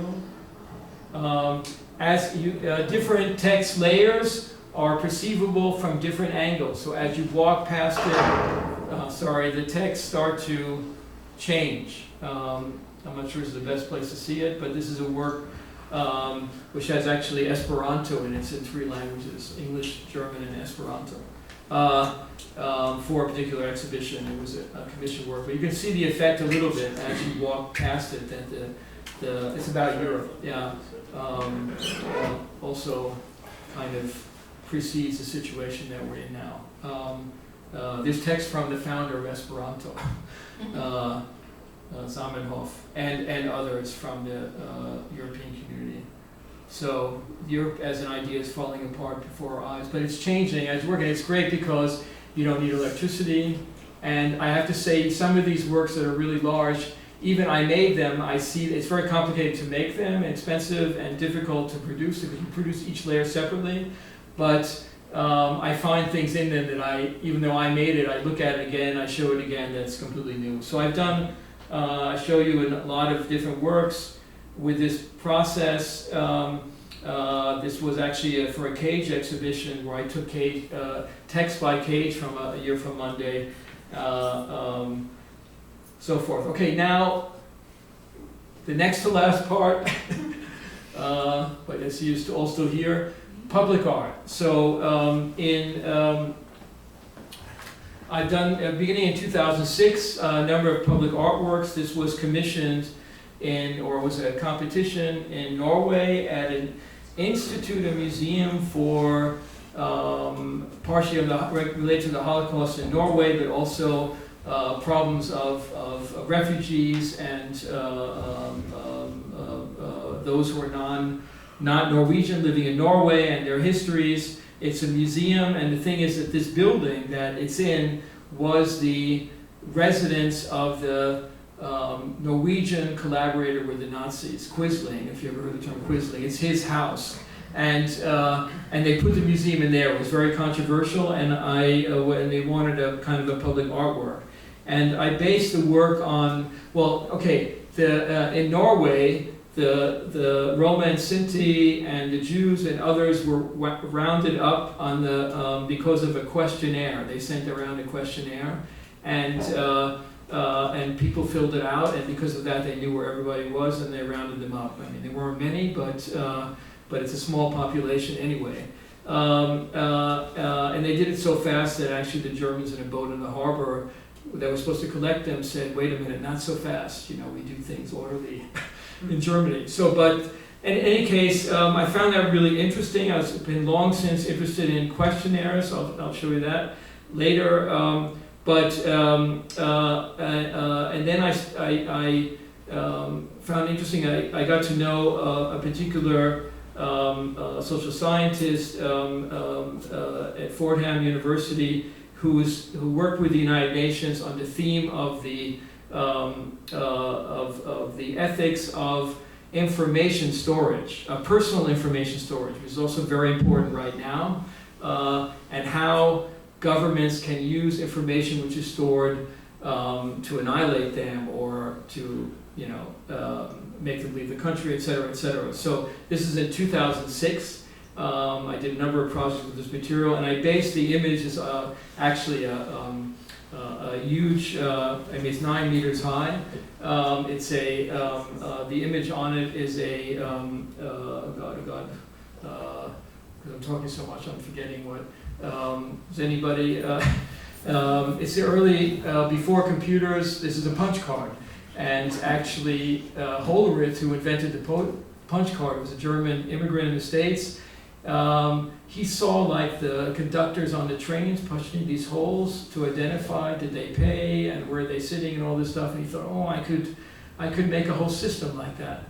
And he proposed to the government to create a system of punch cards for I think it's the 1890 something, oh I know it's earlier, 1880 something census, 1881 I think. And in his proposal he said so that you could identify non-citizens, people of other races and color. So it's actually unbelievable that back that far. So that really interested me. And this professor, he talked about, in his writings, he pointed me to the situation, the genocide in Rwanda, and where it's a case of, he wrote a sentence where he said the two strongest cases, not of numbers, but clearest cases of a personal registration system leading to genocide is Rwanda and Norway. So I thought that's really interesting because the Norwegians are always very proud about how progressive they are.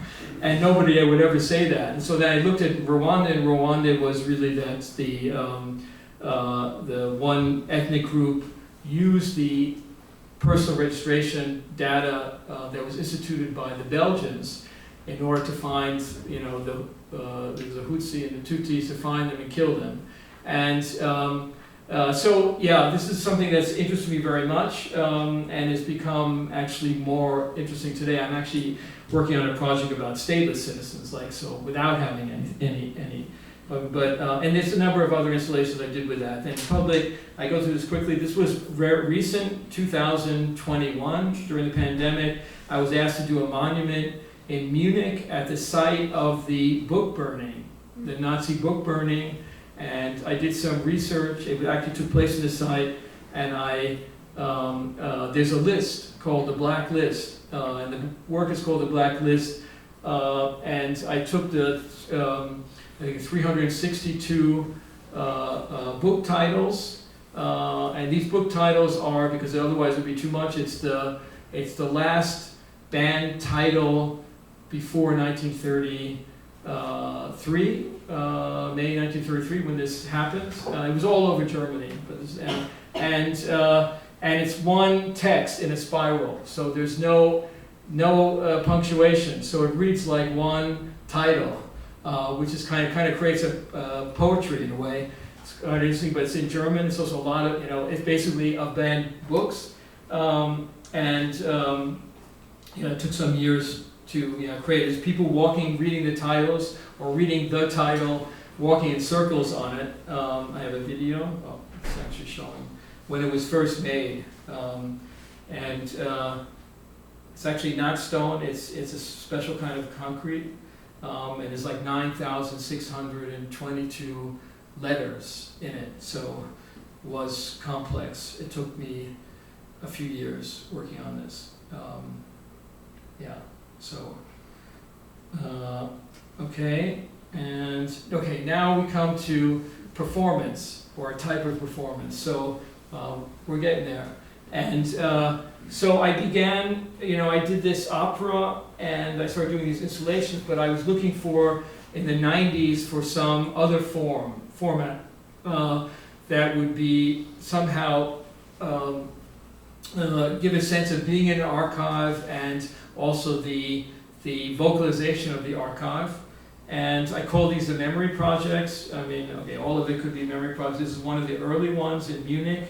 And basically they had a number, the same, similar structure in different spaces. So an archive, or kind of, I would take the material that I used. In the beginning I used the Who's Who material, but I also did some of them where I actually worked with the history of a place and had people from the place read it. So the output are multiple readings, often 10 to 12 tables, reading tables in a space, and according to a score, pre-selected persons would read pre-selected texts at the same time in different tables according to the score. In the larger projects, there would be this giant archive with the materials and people, there were a whole staff. In the largest one I did, had 100 people working in it. This is also in the theater context, so German, Austrian, Swiss experimental theater, also in Denmark. Here's the big panels where the text is being displayed, what's actually being read at the time. These are some of the archives that I created, with some dummies, of course. On the lower right is the score, showing who's reading what when, and you can see there are certain areas where a lot of people are reading, and there are areas where maybe one person is reading. And the people who are reading are just regular people. I got frustrated with actors, so I hated, after a while, in the beginning when I tried to do this Who's Who project, I really started to hate actors because I didn't like this artificiality, and I found that just people read the way they read, so in different ways, and the differences were interesting. And I had blind people reading in some of them, and different languages. And I saw this demonstrated once. It was a very famous, in Hamburg, when we did one of these projects, it was a very famous TV newscaster. And she, of course, all the public ran towards her to listen. So it's non-hierarchical. The tables are just a tiny bit higher, so you look directly into the eyes of the speakers in some of the more advanced projects. But there's no amplification or anything, you can just walk right up to them. So everybody started going to her because she's famous, but in the next table was this really old lady reading, and she was reading so beautifully that people gradually migrated away from this professional reader. So, this was actually a project where I actually was asked to take a small village in Switzerland and research the history of the village, and then have the people of the village read together in this. It's almost like you can almost, start a religion where you just do this everywhere. People reading about their histories or other histories that they don't know. So looking closer at the score, this is from Switzerland. I think this is a video. Okay, no, I wasn't going to show maybe this one. This is in Amsterdam, this is in English, 2008. They all had different settings. Here you had to come in and be registered. Here was, instead of being, some of them are 5 or 6 or 8 hours a day, 3 or 4 days. Here was every day for a month in the evenings. There was a reception. Now you have to register. So you register because you register the invited readers are separated by the actual public, but the public can also register to read if they're interested.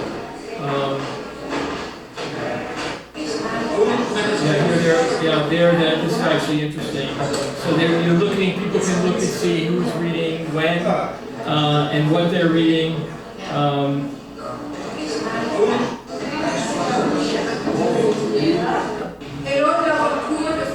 And here the text that they're reading, in this case, was read out loud above their heads. Okay, now, how are you doing out there? Great. Okay, so now we're coming to some more recent work.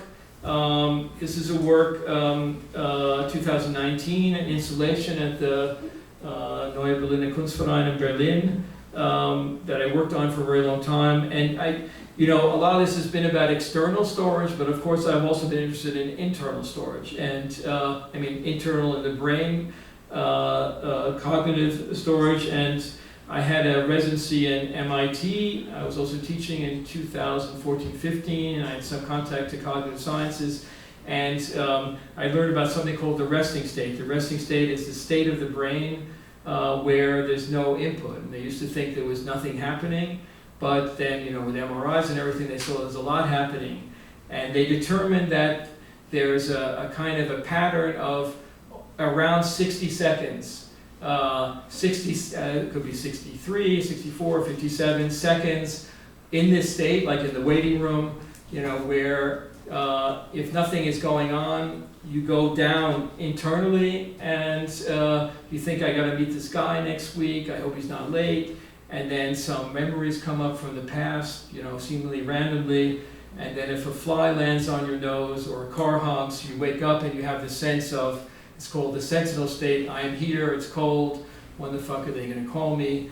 And if nothing, if the fly doesn't land on your nose, then it's again this approximately 1 minute. So I became very interested in this, and I started to investigate how they research this, and I found that they give an 800 hertz beep, which wakes you up out of this down state, and then you're supposed to tell where you were and what you did. So I actually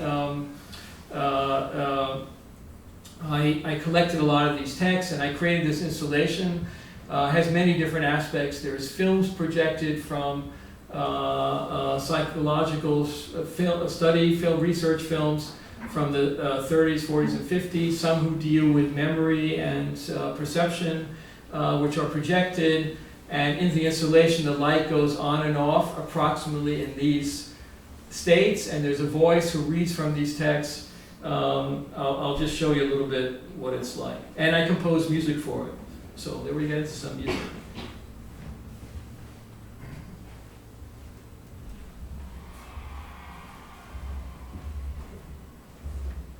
Is it going? Yes. I think. No, maybe not.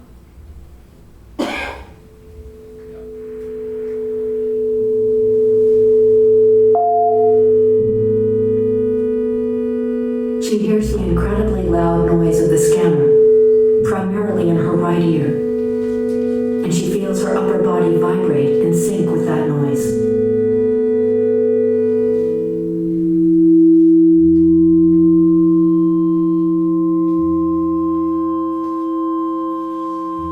Does the past appear physically closer in your mind?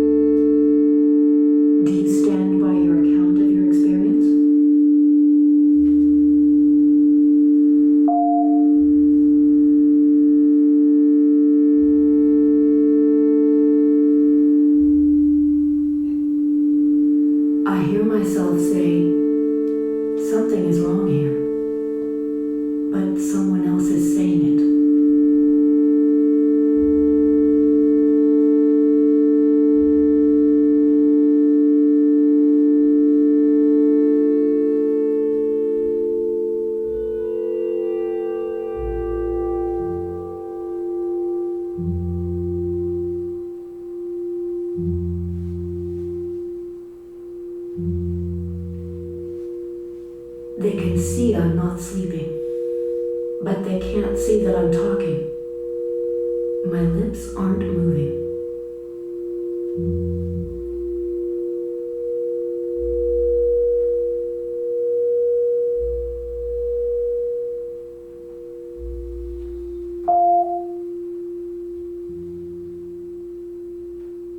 Where was I? It was as if someone was standing over me and speaking in a high-pitched voice.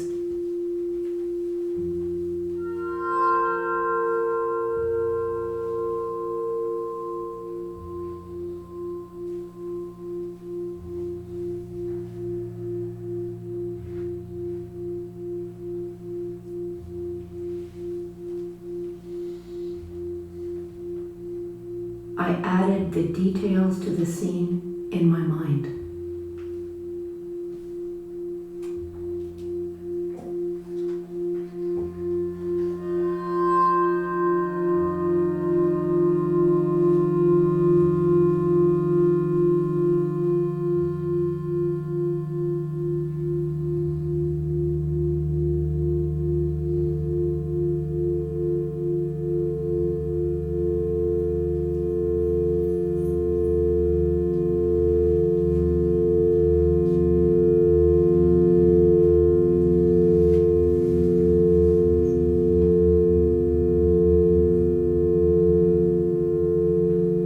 I thought to myself in words, using brief phrases and single words rather than whole sentences.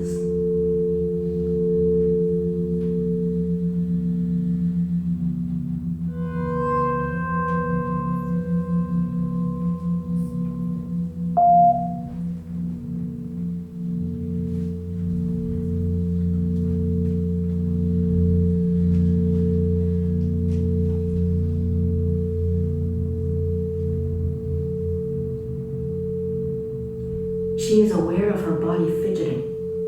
Her arms and eyes want to move. Okay, you get an idea. I mean, it's almost 40 minutes long, the original installation, I mean the loop, and it's narrating through these different situations with various imagery and also projected text, and then I did make also a film version of it, so that it doesn't have to be shown in installation. This is another work that's actually very music related. It's called Warm Up. I just showed this very shortly. It's also very long, but I can just show a minute of it. I was always felt that going to classical music concerts, my father was kind of a classical music buff, and we would go to rehearsals always. And I always loved, and certainly as I became a minimalist, a composer, loved the warm-ups, and they're just always too short, so you'd hear this beautiful sounding warm-up of the orchestra play one note, or diddling is actually two modes. One is to get the A, and the other is that everyone practices what they're going to play later. And then like Tchaikovsky would come, and it was all downhill from there. So I during the pandemic I collected warm-ups, well, this was a problem. Like nobody could play. So my first idea was to go to the Philharmonic in Berlin and somehow secretly take these warm-ups. And I also realized they were really short. They're like rarely more than a minute. And then through some connection, I got to an audio engineer at the Berlin Philharmonic. And these things are huge businesses, so it was all very secret. And he was able to give me copies of all these warm-ups. But he said, if I would ever say what orchestra that they come from, he'll kill me. So, because then I would probably be sued. So I always say a major European orchestra. And then it was for an installation. I thought it would be interesting. Okay. The next thing was I had a friend of mine, I could never do this, transcribe it into a score, which is what that book is there. It's a full orchestral score. And then I realized this installation, eventually I'd like to have it performed by an orchestra. And I just showed you this projection. So I made a film, and I had the person that transcribed the score. He can also conduct, and at that time you couldn't find any musicians because they couldn't play. And I found a very high-tech a company from Denmark that works with developed eye tracking software that's very precise, and they sponsored it that I could make a film of him conducting a fake or a non-orchestra and track his eye movements. And then he said that actually he has to really look at the different members of the orchestra, so you can't just think it. So I had to make an entire, I'm not going to show this now, an entire paste up of like with little puppets of the orchestra in that situation where they actually are, so that, the oboe's coming in, he could like bring up the oboe and so forth. So this is what it looks like, I hope.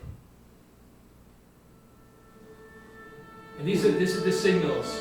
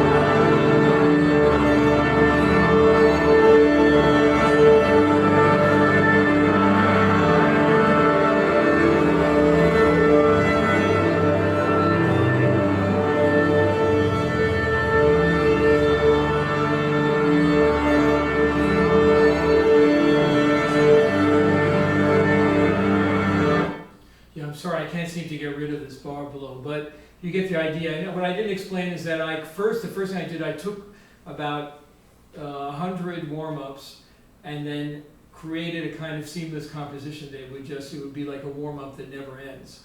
So I'm in discussion with some orchestras. It's very difficult, but I'm hoping that they'll play it. Now I'm coming to the very last projects. This is a very big project, but I'm only going to talk about it briefly. This idea of this reading projects where people were reading from archival material. I was asked this is 2015, was the first large exhibition about Black Mountain College in Europe at the Hamburger Bahnhof. It was not only about the artists there, but really about it as an entirety, because it was a real college. And I was supported to do extensive research, and I was able to spend time in Black Mountain at the North Carolina State Archives, the Charles Olson Archive, a lot of the different institutions where source material was held. And my idea was that in this exhibition, I would take all this material, I would build a big archive and create a kind of a working area and invite 12 different schools, from 12 different schools of all different types of study, from literature to visual arts schools, music, theater, etc., dance, and have them each be in residence for a week or 2 weeks.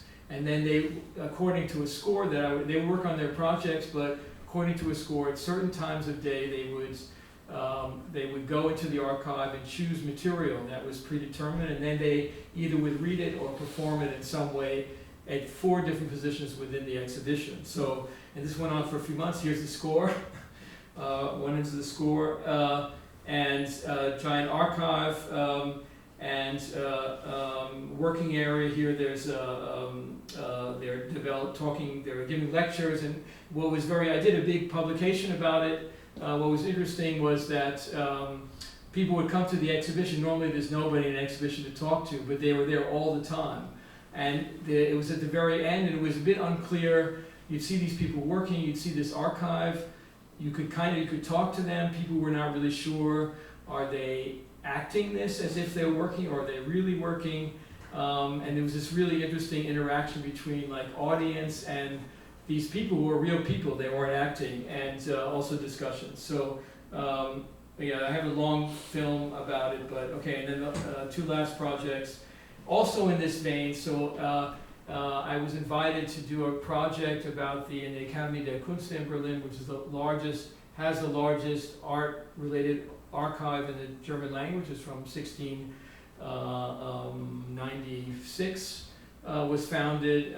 They asked me to do something about this archive, and my idea was there's a piece by John Cage. Well, there's a number of pieces where he worked with visual art, moving an exhibition in different positions according to the I Ching, and then he had something called a reservoir in the space where he had kind of where all the artworks were kept, and which the audience could see. So my idea was I was not allowed to do more 70 relatively random objects, from a piece of stone to things they didn't know why it was there, to really important artifacts. And I had in the archive, and then the idea was over a 4-month period, they would be shown on the wall back there and also in vitrines, and it would change every first day, second day, third day, and fourth day. So whoever came to the exhibition would see a different exhibition. Certain times a day it would be changed. It was very complicated. We had all the nails on the wall, for the entire 4 months, so that they would find it and hang it, so they didn't have to do that during the exhibition. This is actually a teaching block from Arnold Schoenberg. There was video. The video in the back wall, that's actually the little depot where you can look in and see where things were stored. This is a painting. I said, they have also an art collection. I said, can you give me a painting with a hole in it? And they gave me a painting from not a famous painting, but they had a painting from Baroque period, from a German artist, which had a hole in it. So I said, great, so we'll show that. And this is actually a coat hanger from the Bertolt Brecht. And then it was also on closed circuit television, actually faked, but closed circuit, the changes. You could actually see the changes when they happen. And there's a score. That's a score on the right. So here are other pictures. You could look in this room. There's other elements, but I won't go into it. There's John Cage, and this is a drawing by Erich Mendelsohn, the architect. And the last thing, this is really the last thing, I promise. I thought I'm something that talks about today, like a few weeks before I came, Jeffrey Goldberg came to Berlin and gave a talk. This was, I'm sorry, it's 2 weeks before the Signal thing happened. And at the end of his talk, he looked out at the audience and said, well, tell us what we shouldn't do, or something like that, to the Germans. This is also a recent work. It's a part of it. There's a number of installations. This is one where it's in the Ravensbrück women's concentration camp, which is just outside Berlin. It's the only women's concentration camp. I've done a number of works there. There's a few permanent works of mine. And but this was a friend of mine who curated an exhibition within the new renovation of the living spaces or the housing for the female concentration camp guards. They had just renovated, put an exhibition in there, and this was for an intervention in it. And I did a number of different videos, and this is one video where I looked at the Nazi women's organizations and the major figures in those organizations and their speeches and their articles. And I worked with an historian to string them together, and I had a woman read them. So I've never shown this in the States, so it's in German, but there's subtitles. I just show a few minutes of it. You can get a sense of what this is like. Schon in ihrem ersten... This is, why does this band always appear? I don't know. Maybe I can't show it because, 1 second, I just do this. I'll try here. Schon in ihrem ersten Kind. No. All right. Schon in ihrem ersten Kinde, I can only show it this way, but you can probably see it. schon in ihrem ersten Kinde sehe die rechte deutsche Mutter nicht nur das Wesen, das ihrem Herzen am teuersten ist und für das sie zu jedem Opfer bereit ist. Sie erblicke in ihm auch die verbindende Brücke zwischen der Vergangenheit und der Zukunft ihrer Familie, ihrer Sippe, ihres Volkes. Denn je mehr es heranwächst, umso mehr erkennt sie in ihm die verschiedensten Eigenschaften, Anlagen, Fähigkeiten, Tugenden und Untugenden, die sie bei sich selbst, bei dem Ehemann und Vater, bei anderen Verwandten und Vorfahren bereits gesehen und erlebt hat. Nun drängen sich ihr die Fragen förmlich auf, woher sie und ihr Mann stammt, welche Anlagen und Eigenarten sich in beiden Familien finden, wie sie sich in den Berufen und Lebensschicksalen der Vorfahren auswirken.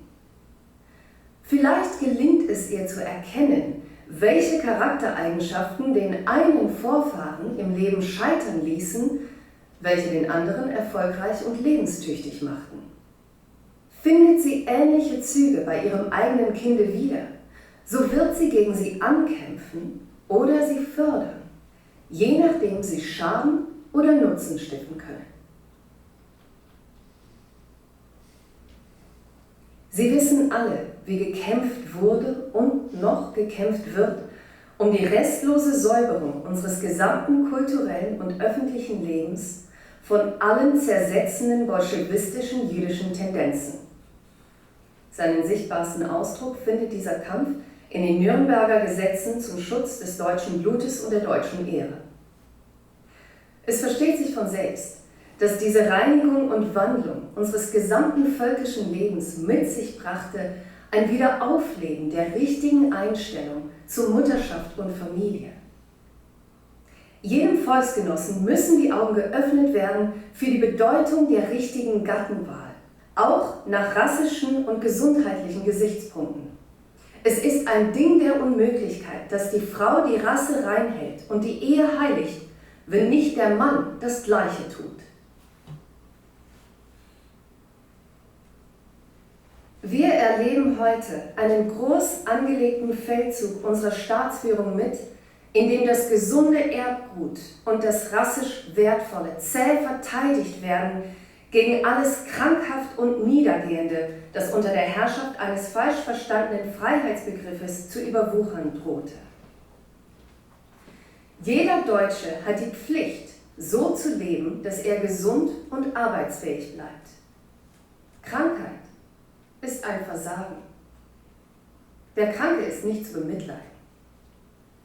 Alle Personen, die mit großer Wahrscheinlichkeit erbkranken Nachwuchs in die Welt setzen würden, müssen unfruchtbar gemacht werden.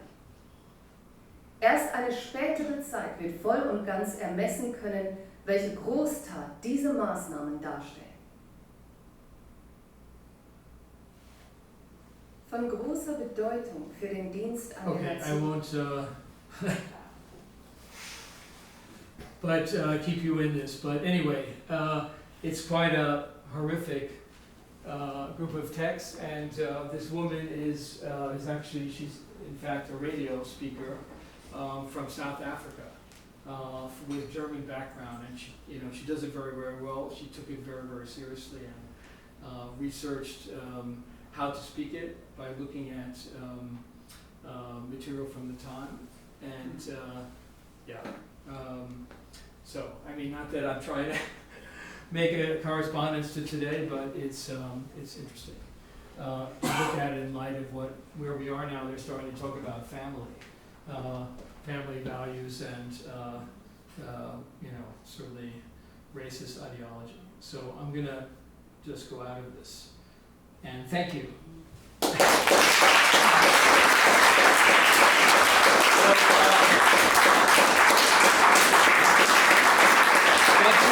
So long,